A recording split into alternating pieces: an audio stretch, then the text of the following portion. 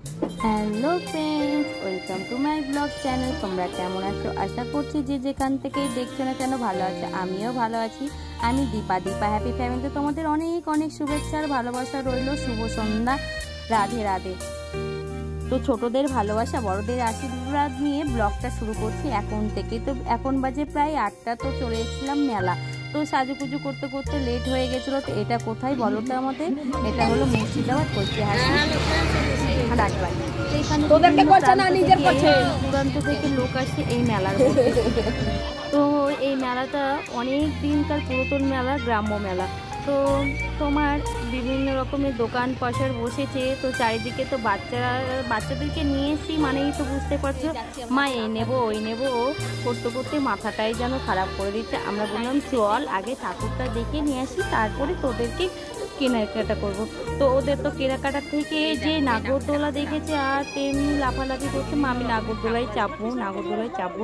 তা বললাম ঠিক আছে, আগে ঠাকুরটা দেখে নিয়ে আসি, চল মণ্ডপটা তো মা দেখেনি, তো মণ্ডপটা দেখে নিয়ে আসবো। তো আমরা সবাই মিলে চলে এসেছিলাম। তো মানে আমার শ্বশুরমশাই, তাকে বললাম যে চলো ঘুরে আসে। তো বললো যে আমি দেখা আছে, তোরা যা, আমি যাবো না এখন, আমার শরীরটা একটু অসুস্থ করছে। তো আমি, মা আর দুই মেয়ে চলে এসেছিলাম, আর বোন।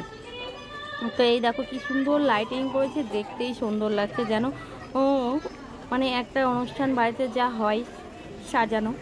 তো এই দেখো সামনে সব পুরোহিত মশাইরা বসেছে চরণমিত্র নিয়ে, থালা নিয়ে। আর এই দেখো ভেতরে আখড়ার ভেতরে চলে এসেছি। তো বিভিন্ন রকমের গাছ আর মধ্যে ঝর্ণা, দেখতেই যেন আলাদা রূপ। তো এইবার মণ্ডপের ভেতরের দিকে চলে যাচ্ছি।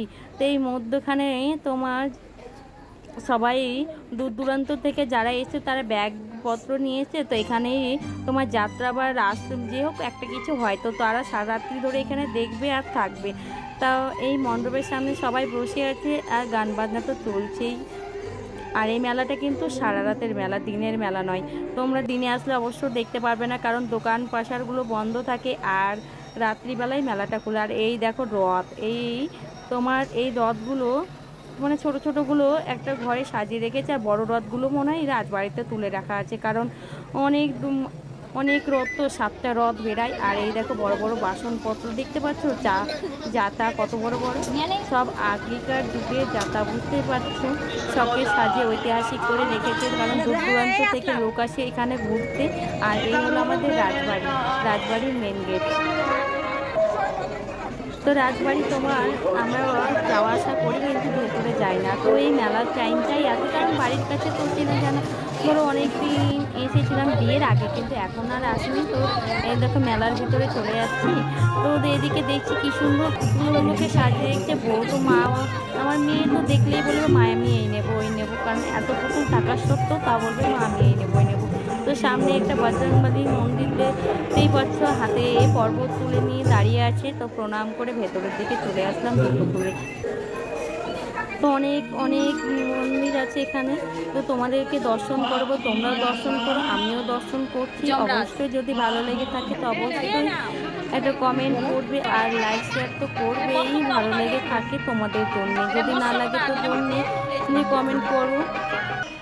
তো এই দেখো বিভিন্ন রকমের অষ্টমী ঠাকুরের রূপ দর্শন করবে তোমরা, আমিও করছি। আর মেয়ের কৈফত দিতে দিতে তো পাগল হয়ে গেলাম, মা এত ঠাকুর আর এত মানে দেবতার, এটা কোন ঠাকুর ওটা কোন ঠাকুর বলতে বলতে আমিও পাগল হয়ে গেলাম, কারণ আমার তো সবটা চেনা নেই।